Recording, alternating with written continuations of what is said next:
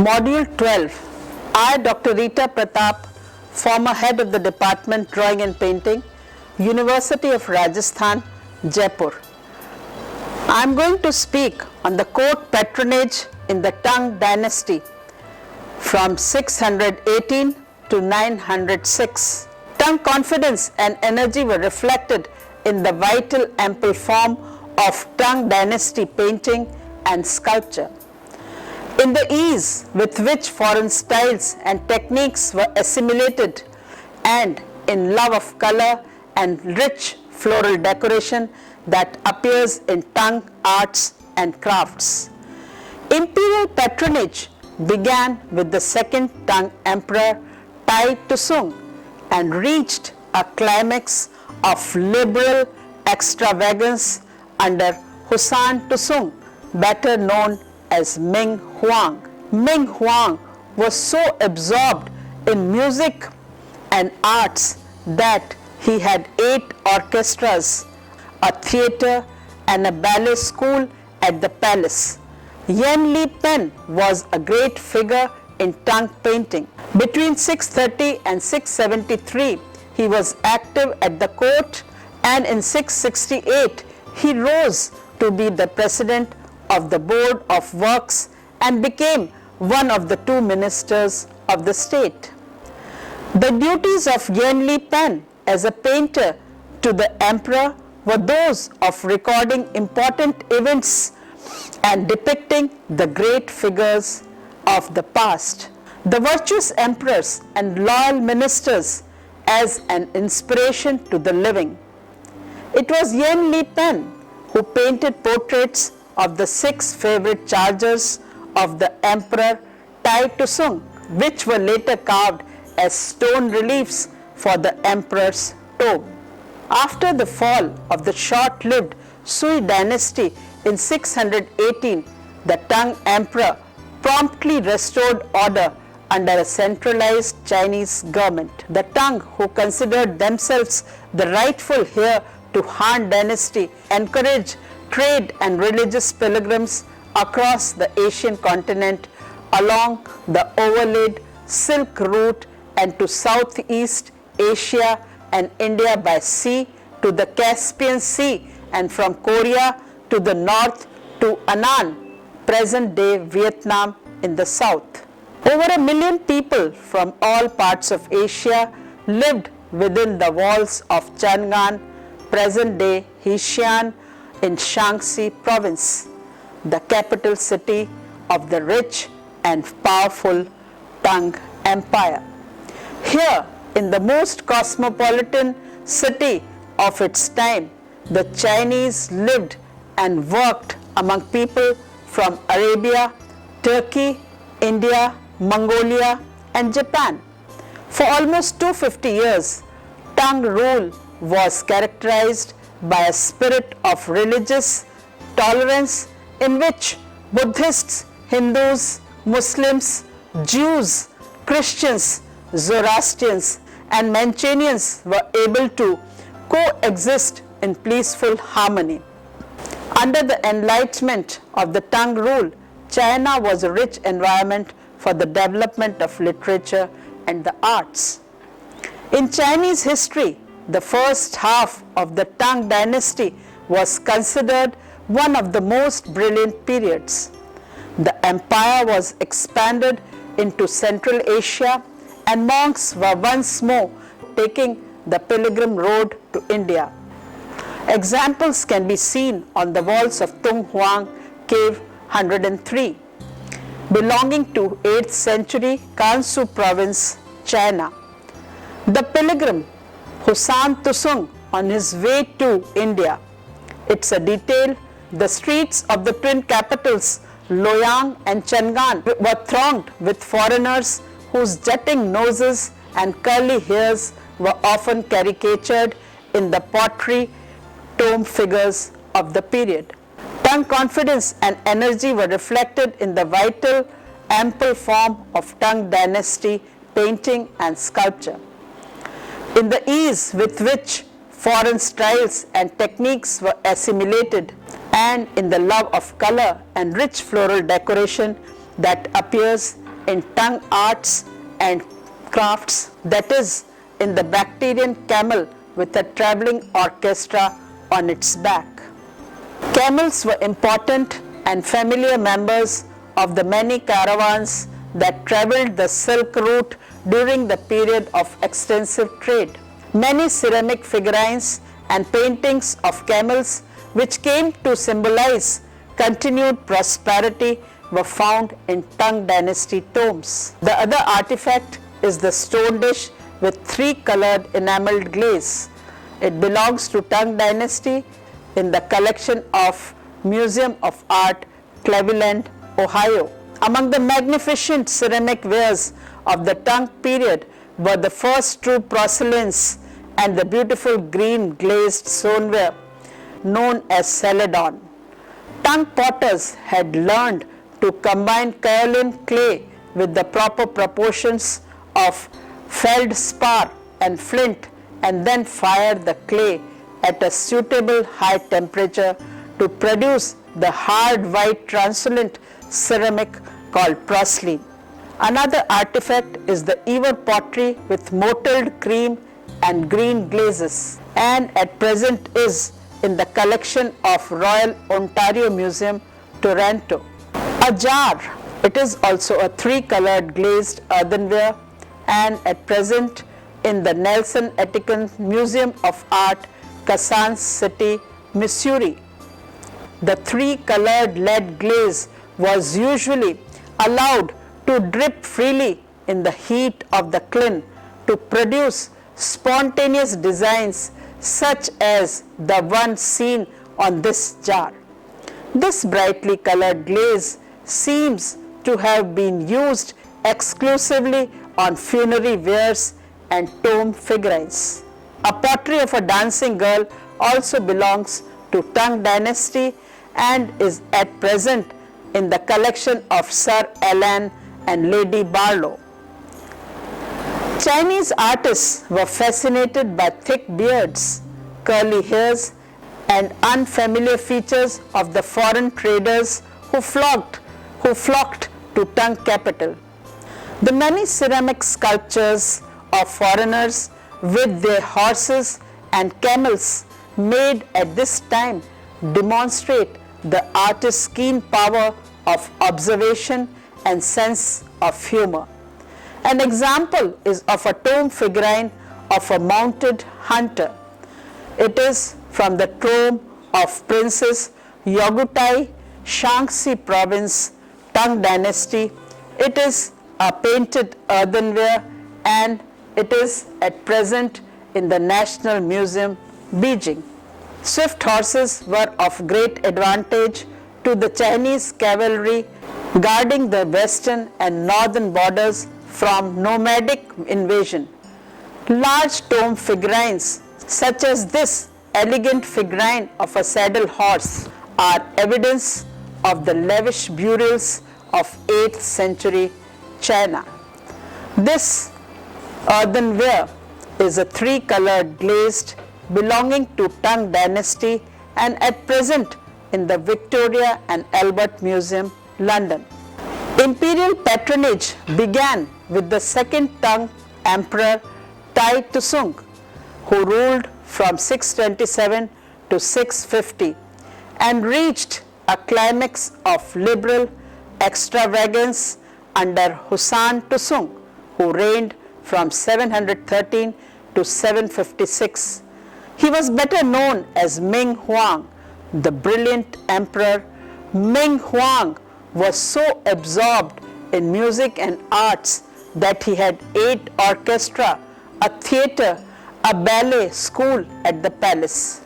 An Lushan, a treacherous general, seized the capital in 756 and put him to flight. Although An Lushan was crushed and the dynasty restored, but the rebellion brought to an end the glittering patronage of the Tang court.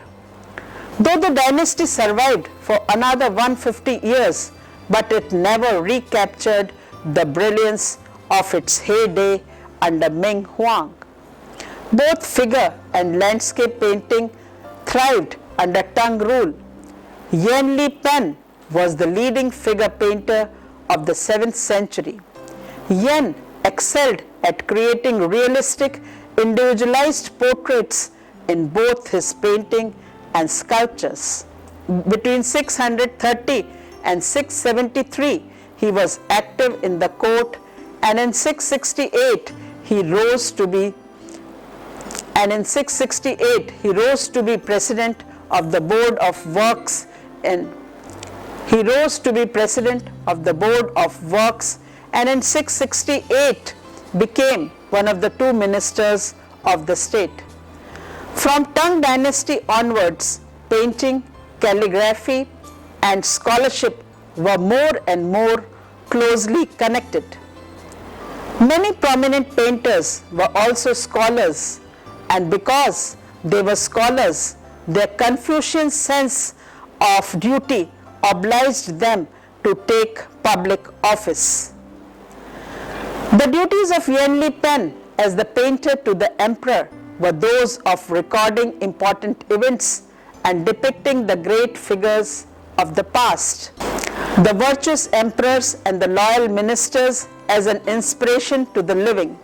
His only finest surviving work is a hand scroll depicting 13 emperors from the Han to the Sui dynasty, now in the museum collection of Fine Arts, Boston. The work displays exquisite brushwork, strong composition, and masterful use of colors that justifies the exalted rank Yen Li Pen holds among Chinese painters. The first half of the scroll is a later restoration. The section illustrated shows the Emperor Husan of the Southern Chen dynasty, one of the 6 dynasties, being carried on a litter attended by palace officials. Here, the emperor is drawn larger than his attendants to emphasize the importance.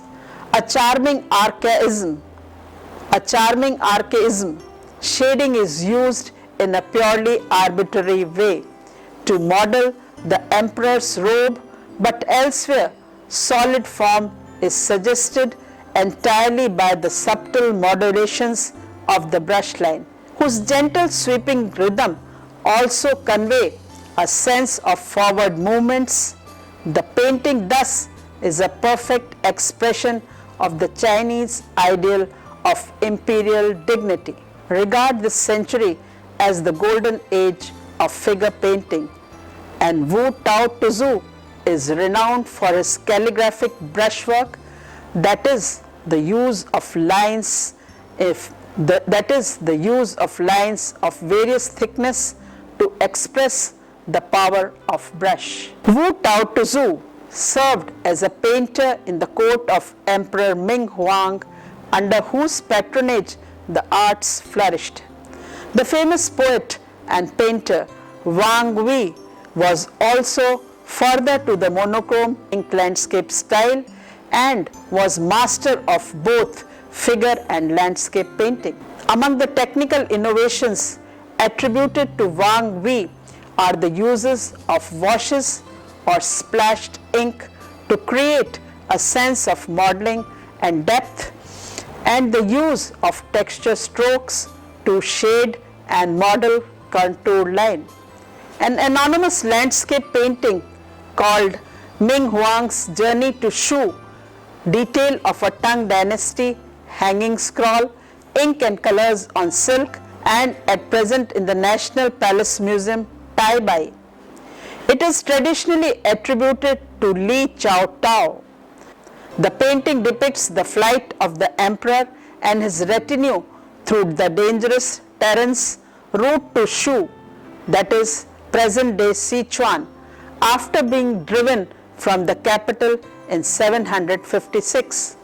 The small figures travel through an imaginary world dominated by fantastic mountain forms.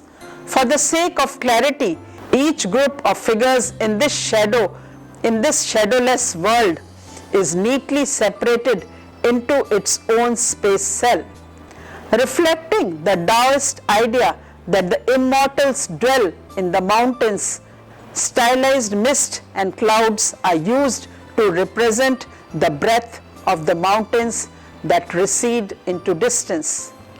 Ming Huang is pictured in the lower right area of the scroll, riding a horse whose mane is matted in 3 places, a convention reserved for imperial horses.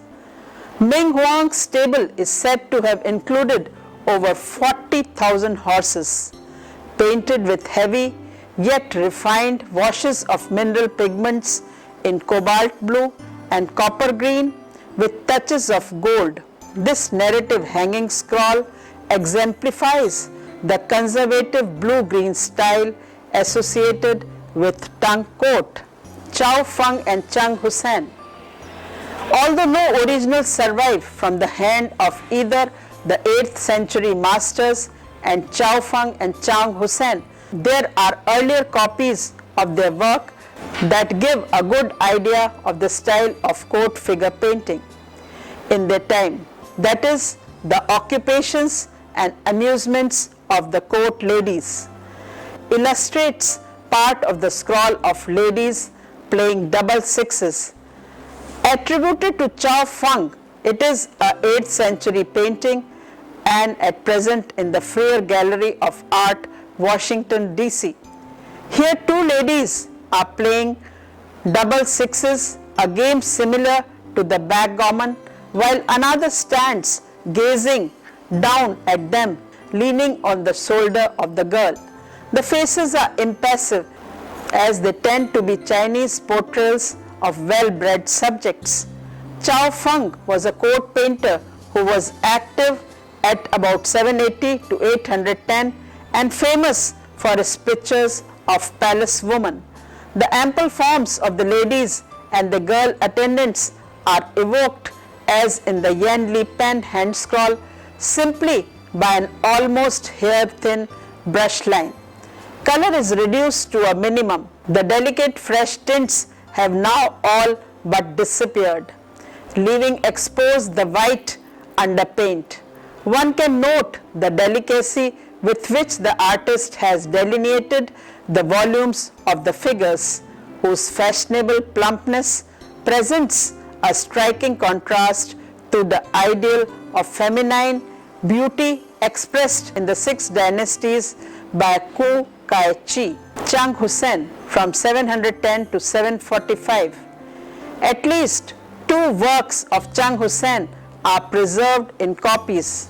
The best known hand scroll, titled Ladies Preparing Newly Woven Silk, copied in the early 12th century by Emperor Hui Tusung, Northern Sung dynasty, who reigned from 1101 to 1025, who himself was an accomplished painter.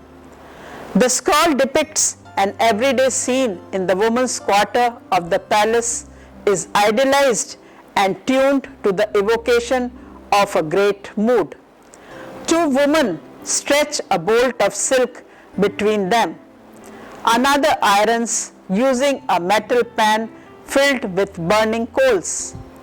A girl holds the opposite edge of the cloth. A younger one, too small to be of any help, runs underneath. Here, nice interplay of motion and rest, balanced and unbalanced masses, was quite beyond the reach of 6 dynasties artists, who depended upon impetuous rushes to line to animate his designs. As usual in Chinese figure compositions, there are no ground or background.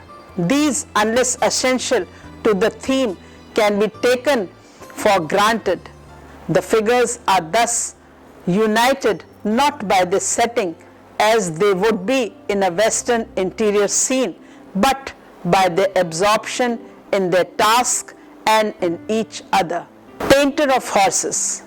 Since the Han dynasty, the cavalry had been vitally important branch of the imperial army, and the possession of horses had become a symbol of wealth and prestige. As such, court painters were called upon to paint the horses of the imperial stables. It was Yen Li Pen who painted portraits of the 6 favorite chargers of the Emperor Tai Tusung, which were later carved on stone reliefs to flank the approach to the emperor's tomb. A charger and his groom or tongue tied Tusung horse Salusi. It is a stone relief from the tomb of Emperor Tai Tusung belonging to Tang dynasty and at present in the Pa University Museum, University of Pennsylvania, Philadelphia. Designed by Yen Li Pen, this bas relief stone sculpture of a boulder removing an arrow from a horse chest is one of the 6 life-sized sculpture depicting Tang Tai Tusung favorite horses. The swift and powerful horses of Central Asia were a popular subject for Tang dynasty court painters. One can also find copies of a number of Tang horse paintings. The horse painted by Han Kan is Emperor Ming Huang's favorite. The painting Shining Light of the Night. It is a hand scroll belonging to Tang dynasty and in the collection of late Sir Percival David and Lady David, London. In the painting, Han Kan has caught perfectly the nervous toss of the horse head and the startled glint in its eyes.